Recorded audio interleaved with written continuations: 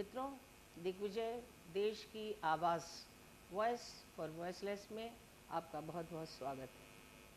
आज मैं हूँ हरिद्वार, उत्तराखंड की यशस्वी तीर्थ नगरी के संस्कृत विश्वविद्यालय में, और मेरे साथ हैं यहाँ के बहुत ही यशस्वी, बहुत ही लोकप्रिय, मनीषी, विद्वान, वेदों के अनन्य ज्ञाता प्रोफेसर दिनेश चंद्र शास्त्री जी, जो कि अभी हाल में ही यहाँ के कुलपति मनोनीत हुए हैं। आइए उनसे जानते हैं कि संस्कृत के उत्थान के लिए, इस विश्वविद्यालय के उत्थान के लिए उनकी क्या योजनाएं हैं, उनके क्या मिशन हैं।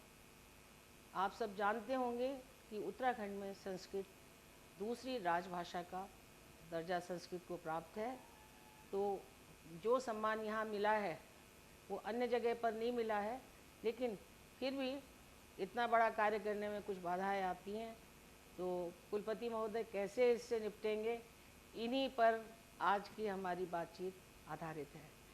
सर, आपका बहुत बहुत स्वागत है। आपका भी बहुत बहुत धन्यवाद। सर, सबसे पहले तो आपका परिचय आपसे ही कम शब्दों में जानना चाहेंगे। बहन जी, ये मेरा सौभाग्य है कि आप हरिद्वार में आकर के उत्तराखंड संस्कृत विश्वविद्यालय में मेरा साक्षात्कार कर रही हैं। मैं लगभग 1-1.5 वर्ष पहले भी आपसे मिला था जी। आपका व्यवहार, आपकी सौजन्यता और आपके कार्य करने की शैली से मैं बहुत अधिक प्रभावित हूँ। Thank you. ये मेरा विश्वविद्यालय इसलिए भी आभारी है क्योंकि मेरे विश्वविद्यालय को आप मेरा इंटरव्यू करके इसको पब्लिकली हाईलाइट करना चाहती हैं, और मेरा भी ये उद्देश्य है कि मैं भी CSR की तरफ मैं बढ़ूं। और आपने जहाँ तक पूछा मेरा परिचय क्या है, बहन जी, मैं तो एक साधारण ग्रामीण कृषक परिवार से आता हूँ। मेरे बाबा जी स्वतंत्रता सेनानी हुआ करते थे ब्रिटिश पीरियड में। मेरी दादी अपनी ससुराल से अपने मायके आ गई थी अपने बच्चों को लेकर के, अर्थात मेरे ताऊ जी, मेरे पिताजी, मेरे दोनों चाचा जी, मेरी बुआ जी। और अभावों में हम लोग पले हैं, ऐसा नहीं है कि बड़े समृद्ध परिवार से हम आए। तो पिताजी ने भी बड़ा परिश्रम किया, वही संस्कार हम में भी आए, क्योंकि चाचा जी इंटरनेशनल फेम के संस्कृत व्याकरण के विद्वान रहे हैं, जिनका नाम है पंडित राजवीर शास्त्री, जिन्होंने दयानंद वैदिक कोश लिखा, मनुस्मृति का विशुद्ध संस्करण उन्होंने तैयार किया। उनकी गाइडलाइन पर हम लोग चले और हमने प्रथमा से लेकर के आचार्य पर्यंत सारी परीक्षाओं को प्रथम श्रेणी में उत्तीर्ण करते हुए गुरुकुल कांगड़ी से हमने 85-86 में संस्कृत में MA टॉप किया, और पंजाब यूनिवर्सिटी चंडीगढ़ की दयानंद चेयर से दुनिया का पहला शोध प्रबंध वैदिक भक्तिवाद को लेकर के लिखा, जो कि भवानीलाल भारतीय, जो मेरे गुरु थे, इंटरनेशनल फेम के विद्वान थे, उनके सुपरविजन में मैंने ये शोध प्रबंध 1990 में पूरा किया और मुझको PhD की उपाधि प्राप्त हुई। इसके पश्चात मैं DAV मैनेजिंग कमेटी के संपर्क में आया और 4 साल मैंने DAV में एक वैदिक मिशनरीज के तौर पर काम किया है। 4 साल में पंजाब में रहा जब आतंकवाद का समय था। इसके पश्चात मेरी सेंट्रल गवर्नमेंट के नवोदय विद्यालय में मेरा सिलेक्शन हो गया रिकांग PO, जो हिमाचल में चाइना बॉर्डर के पास पड़ता है, काजा के पास में। 1 महीना मैंने वहाँ TGT हिंदी की सेवा की।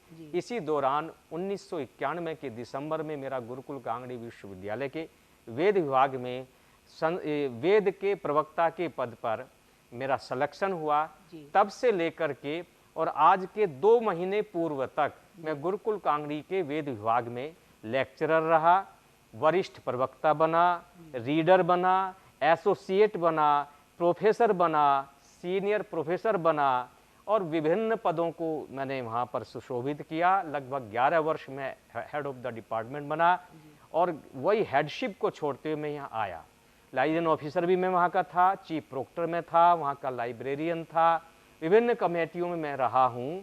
तो ये मेरा एक इतिहास है, और मैं इस उत्तराखंड प्रदेश का पहला डीलिट हूँ।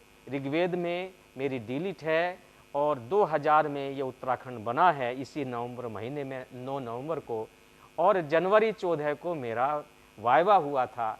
इस दृष्टि से इस उत्तराखंड का पहला डीलिट भी मैं ही हूँ जो है ये पूरी स्थिति है। और ये संस्कृत विश्वविद्यालय गुरुकुल कांगड़ी के लगभग 4 किलोमीटर के अंतर पर है।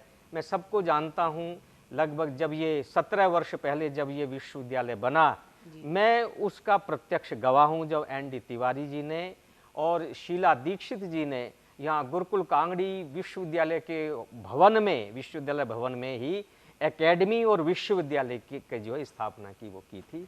दो मुख्यमंत्री थे और दो एकेडमी के जो है अध्यक्ष थे जो है ये। पूरा उत्तराखंड का प्रशासन वहाँ पर था, पूरा गुरुकुल कांगड़ी विश्वविद्यालय था, ये मैंने पूरा देखा। और अब तक जितने भी कुलपति हुए हैं उसमें चाहे सुधा रानी पांडे हों, चाहे प्रोफेसर महावीर अग्रवाल हों, चाहे पीयूष कांत दीक्षित हों, चाहे ये हमारे त्रिपाठी जी हों, सविता मोहन जी जो हैं वहाँ पर एकेडमी की सचिव थी, और पहले वाइस चांसलर ब्रह्मस्वरूप ब्रह्मचारी थे। सबके साथ मेरा बड़ा अच्छा संबंध रहा है। इनमें डॉक्टर महावीर अग्रवाल का तो मैं प्रत्यक्ष शिष्य रहा हूँ।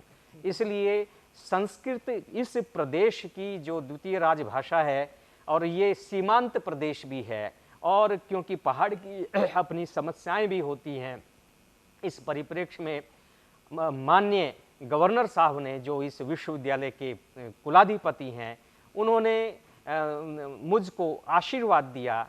और ये आशीर्वाद मैं ये समझता हूँ मेरे पूर्वजों ने जो कीर्ति अर्जित की है उसका पुण्य का फल मुझको प्राप्त हुआ है।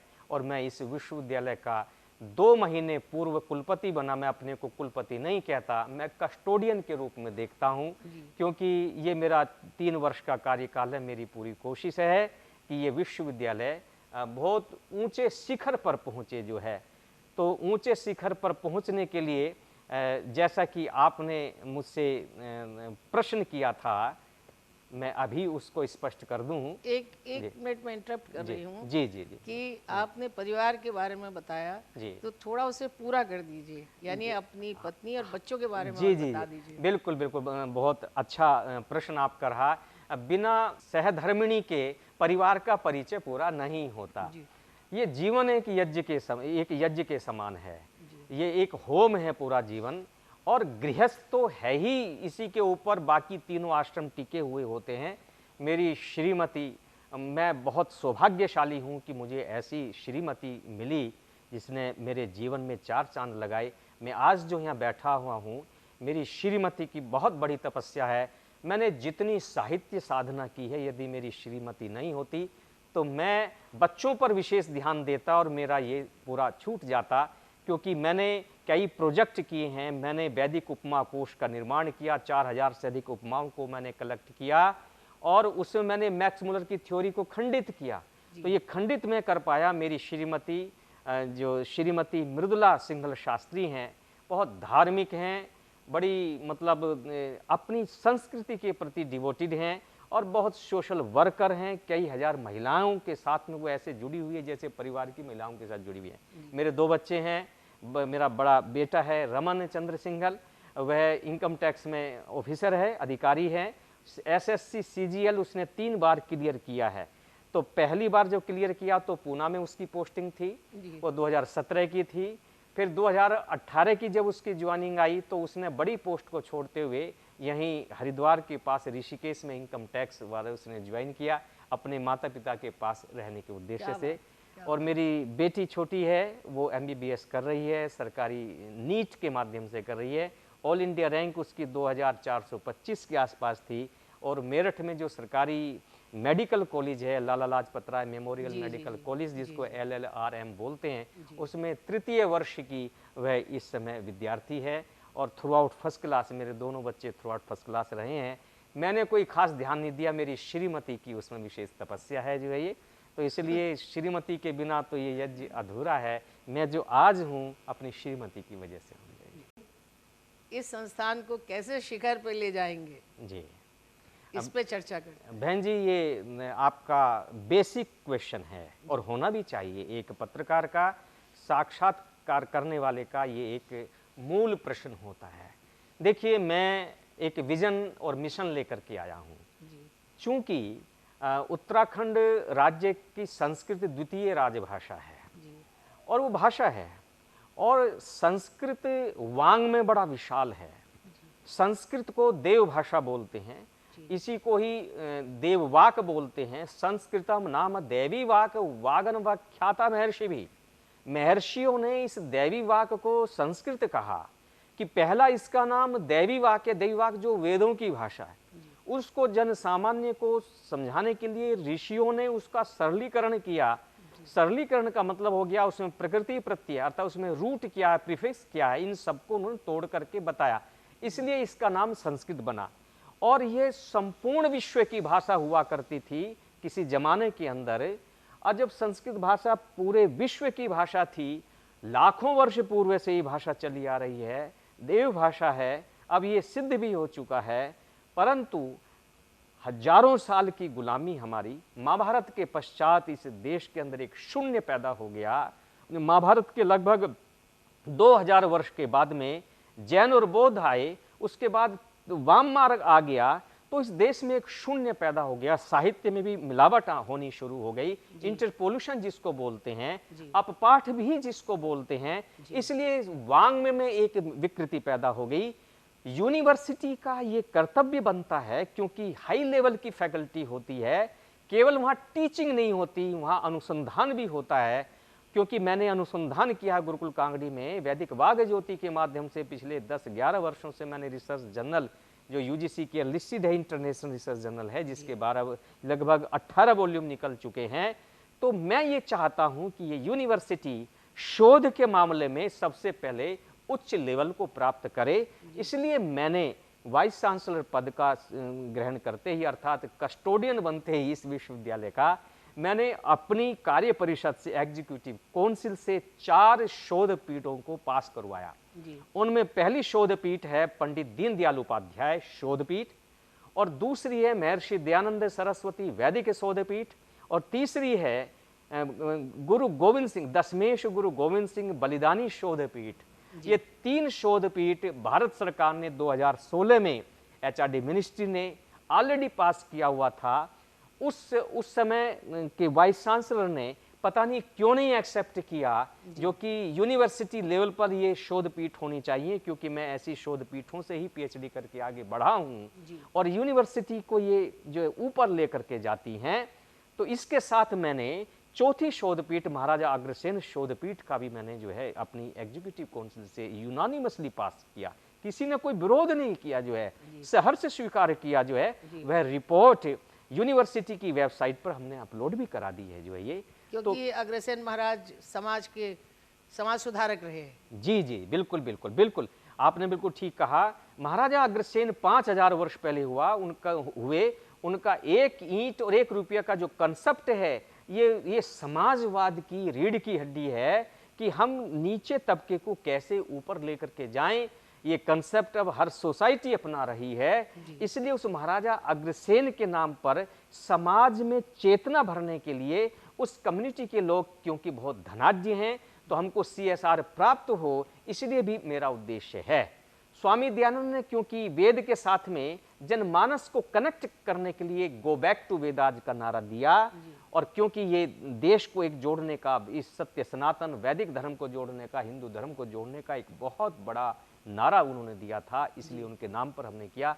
और जो गुरु गोविंद सिंह के पूरे परिवार ने जो है इस देश के लिए काम किया है, ये इतिहास में ऐसा मुझे दिखाई नहीं दिया। बहन जी, शहादत दी, उनके पिताजी ने शहादत दी, उनके पुत्रों ने शहादत दी, उन्होंने अपने जीवन को खपा दिया, उनके शिष्य बंदा वैरागी ने जो है बलिदान दिया। कितनी बड़ी परंपरा उनके बच्चों को बहन जी दीवारों में चिन्हवा दिया गया, सरहंद की दीवारों में चिन्हवा दिया गया। आज तक सरकारों ने उनका सही से मूल्यांकन नहीं किया, क्योंकि उनका जो साहित्य 17 ग्रंथ गुरु गोविंद सिंह जी ने लिखे हैं, 17 ग्रंथ जो है, और उन ग्रंथों पर वेदों का प्रभाव है। मैंने प्रत्यक्ष मेरे इसमें रखे, मैंने अध्ययन किया है, कर रहा हूं। तो अथर्ववेद के काल सूक्तों का प्रभाव है, उनके साहित्य में वेदांत फिलोसफी का प्रभाव है, उनके साहित्य में यजुर्वेद का प्रभाव है, उनके साहित्य में अथर्ववेद का प्रभाव है। उन्होंने एक जगह शस्त्र को ब्रह्म कहा है। यह देश गुलाम कैसे हो गया समझ में नहीं आता।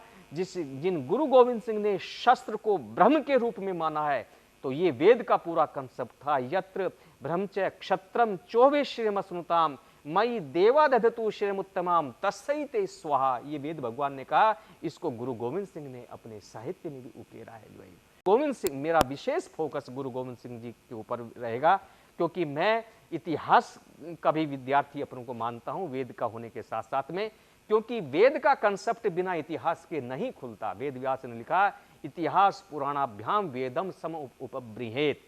यदि आप वेद को जानना चाहते हो तो इतिहास और सृष्टि विद्या, पुराण का मतलब होता है सृष्टि विद्या, कॉस्मोलॉजी, कॉस्मो बीइंग्स जिनको बोलते हैं, उनके माध्यम से आप दुनिया को समझाइए। वेद जो है वो आपका एक प्रकार जो शास्त्र है, और ये दुनिया उसकी लैब है, उसकी प्रयोगशाला है। तो इसलिए इस लैब के को जो है इसके साथ कनेक्ट करना है।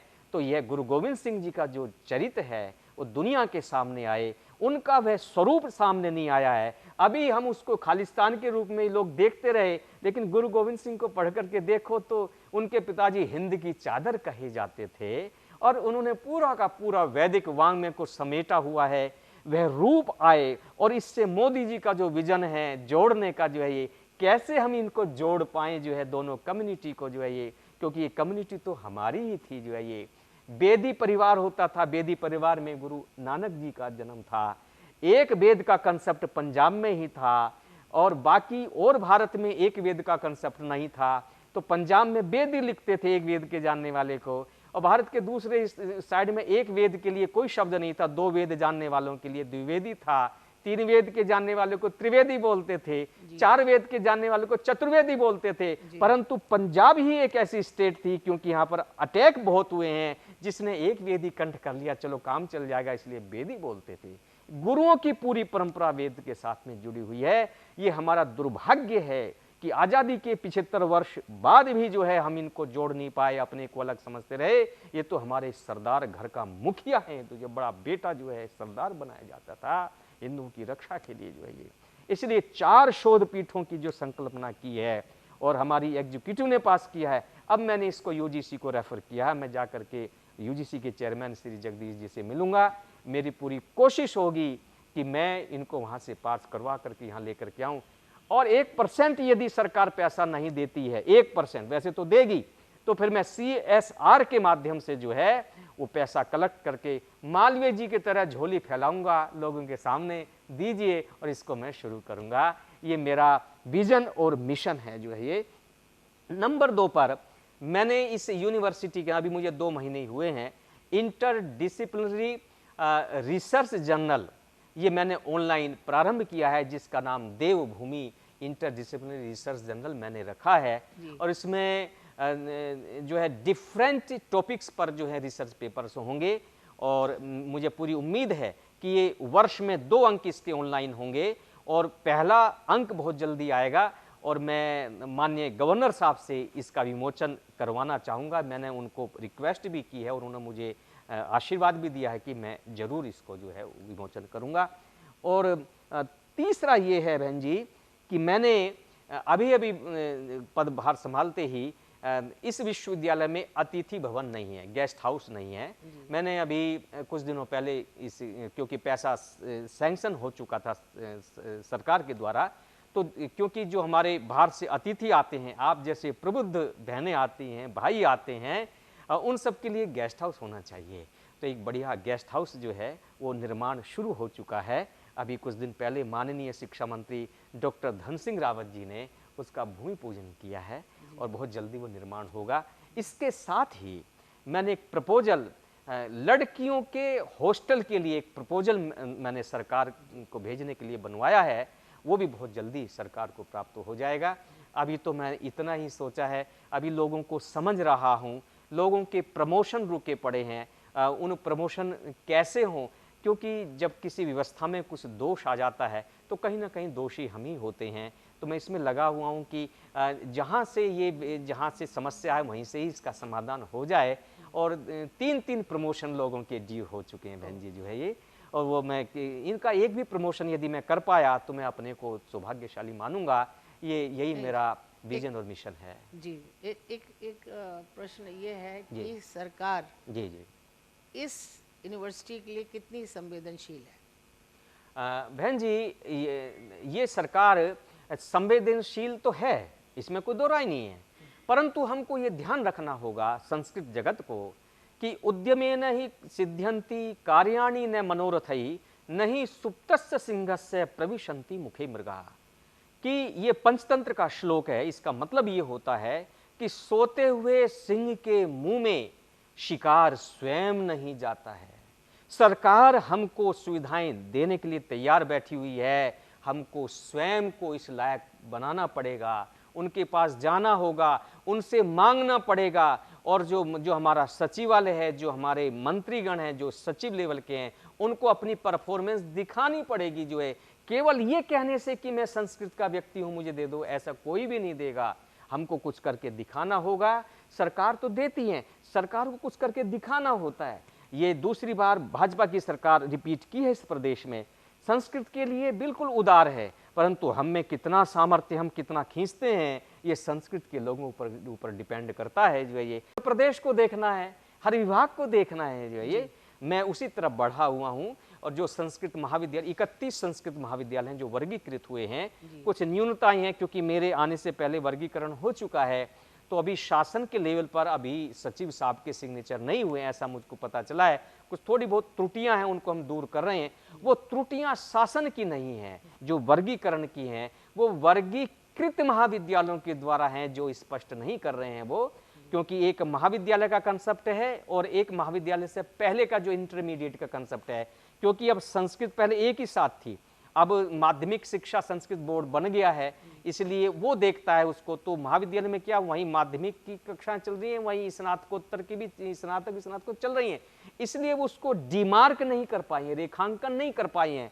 उनको कुछ इस तरह की समस्याएं हैं। अच्छा, ये बताइए कि जो संस्कृत विद्यालय है या जैसे 31 आपने बताया, जी जी, क्या ये कभी फाइनेंशियली अपने आप वायबल हो सकते हैं कि इनको कुछ किसी से मांगना ही नहीं पड़े, स्वतः चलने लगे? देखिए बहन जी, मैं भी उन्हीं महाविद्यालयों से पढ़ के आया हूँ।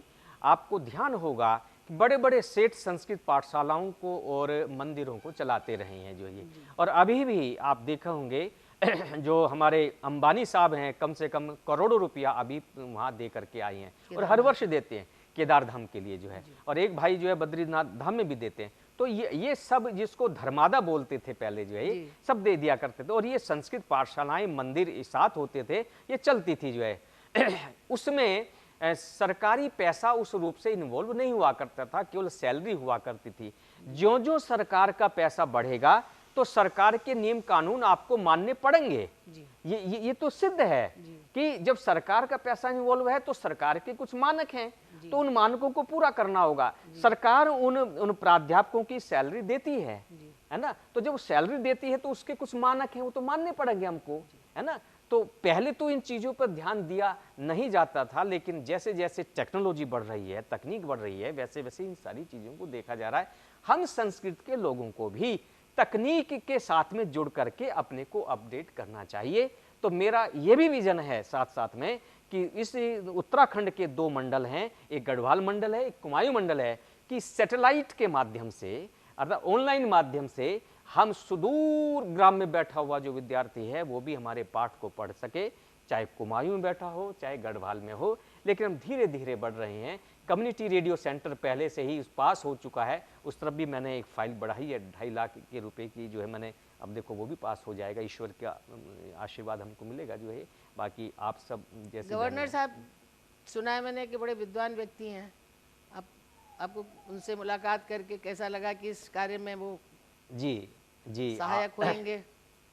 आपने बहुत ही महत्वपूर्ण प्रश्न किया है। जो ये वो मेरे अधिकारी हैं, कुलाधिपति हैं, वो बने हैं, और वो मैं कम से कम उनके साथ में 4 बार मेरी भेंट हुई है अभी तक। जो है एक बार जब मेरा इंटरेक्शन हुआ, अर्थात इंटरव्यू कह लीजिए, जब मेरा सिलेक्शन हुआ तब हुआ, कम से कम 34-35 मिनट इंटरव्यू वो इंटरेक्शन हुआ था, मैंने तब उनको देखा। दूसरा, जब मैं शिष्टाचार भेंट करने के लिए गया तब मैंने उनके साथ इंटरेक्ट हुआ, और अभी 2 जल्दी में मेरी भेंट हुई है। 4 बार मैंने अपने कुलाधिपति जी को देखा। इससे पहले मैंने एक आध सभाओं में भी उनको सुना, मैंने सर्वत्र उनको ये पाया कि बहुत आध्यात्मिक, उच्च कोटि के आध्यात्मिक व्यक्ति हैं। राजभवन में उन्होंने गौशाला की स्थापना की है, गौशाला की स्थापना की। अच्छा। और उन्होंने शिवलिंग की स्थापना की है। क्या बात। और उनकी हाई पिच स्पिरिचुअलिटी के मैंने देखा कि वह महामृत्युंजय मंत्र का जाप करते हैं। अच्छा। और एक सस्वर लय में वो पाठ करते हैं। हनुमान चालीसा का पाठ करते हैं। हनुमान चालीसा के एक एक पद पर, एक एक शब्द पर क्या सस्वर उनकी टोन होती है। एक रिटायर्ड आर्मी का ऑफिसर इतना बड़ा स्पिरिचुअलिटी को धारण किया हुआ है। अब उनके साथ भेंट करके जो मैं सवाल लेकर के जाता हूं, मेरा समाधान अपने आप हो जाता है। मैंने देखा जो है ये। अभी मैं जब गया तो उन्होंने कॉस्मोलॉजी के ऊपर मुझसे बात की कि ऋग्वेद के अंदर कॉस्मोलॉजी के ऊपर आपका क्या विचार है, इस पर मुझे आप समझाइए जो है ये। ऋग्वेद का क्या जिस्ट होता है, उस पर उन्होंने मुझसे चर्चा की जो है ये। एक आर्मी का रिटायर्ड अफसर जो है ये, इतना बड़ा जो है ये, इतना बड़ा मोदी का फैन जो है, मोदी के विजन का जो है ये, लगे हुए हैं वो जो रात दिन जो है ये। मैं बहुत अहोभाग्य हूँ कि मुझे इस तरह की कुलाधिपति मिले जो है। मेरे गार्जियन के तौर पर मैं उनको पिता के रूप में देखता हूँ जो है ये। और पूरा आशीर्वाद है, खुला अनंत आकाश उन्होंने मेरे लिए छोड़ा है। मैं तो उनको उसी रूप में देखता हूँ। नाम उनका लेफ्टिनेंट गुरमीत सिंह है। मैं उनको गुरु के रूप में देखता हूँ और उनको मीत के रूप में देखता हूँ और उनको सिंह के रूप में देखता हूँ। जो उन्होंने मुझे टिप्स दी हैं जो है ये, कई टिप्स उन्होंने मुझको दिए। मैं कैमरे के सामने बोल नहीं सकता, लेकिन वो एक लॉयन भी हैं, वो एक अच्छे फ्रेंड भी हैं, वो एक अच्छे प्रिसेप्टर भी हैं जो है ये, और एक अच्छे पिता के रूप में भी हैं। मैं उनको 3-4 रूप में देखता हूँ बहन जी जो है ये। भाई के रूप में भी देखता हूँ जो है ये। कई रूप हैं उनके जो है ये। मैं जब भी मिला उनसे, मुझे उनसे कुछ सीखने को मिला जो है। समस्याओं का समाधान कैसे किया जाता है वो भी उन्होंने मुझे बताया। प्रबंधन कैसे किया जाता है वो भी उन्होंने मुझको बताया। मैं उनको एक कंप्लीट मैन के रूप में देखता हूँ, एक प्रशासक के रूप में देखता हूँ। और मैं क्या कहूँ, ये एक वॉरियर हैं, आर्मी में सेना की। और हमें भी कहते हैं, मोदी भी कहते हैं, जो उन्होंने लाल किले पे कहा था ना, जो 5 प्रण कराए थे, उनमें एक छठा था वॉरियर जो है। मैं यहाँ कस्टोडियन वॉरियर के रूप में हूँ जो है ये, और वहाँ कुलाधिपति वॉरियर के रूप में। आप एक पत्रकार वॉरियर के रूप में है जो है ये, आप एक अच्छे कैमरामैन एक वॉरियर के रूप में है जो है ये। मैं इतना ही बोलना चाहूँगा। मैं भाग्यशाली हूँ कि मुझे इतना बढ़िया कुलाधिपति मुझे मिला, जो एक गाइडेंस देता है, जैसे बच्चों को समझाते हैं, ऐसा जो है ये। परमात्मा ये कृपा दृष्टि उनकी बनाए रखेंगे। Thank you very much. मित्रों, ये हैं कुलपति महोदय, जो कि वेदों के ज्ञाता हैं।